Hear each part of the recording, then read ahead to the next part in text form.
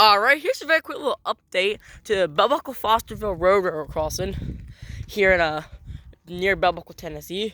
Here's another view of the update that I did a couple months ago.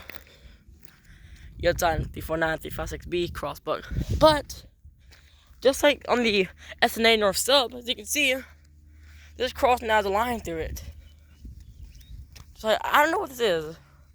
I'm just going to go with that one purchase. It could be from the CSX workers, or from the CSX machines. But yeah, that side also the concrete grade here.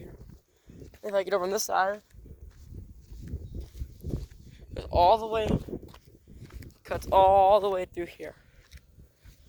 I don't know what it is. Oh, here's another view.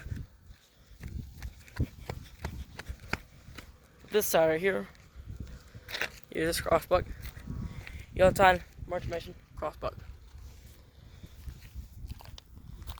Also a big part of the concrete right there, part of the train tracks.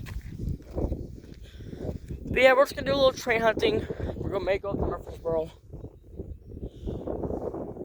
And yeah, just figured I'd show you guys this quick little update to Fosterville Road here in Buckle, Tennessee.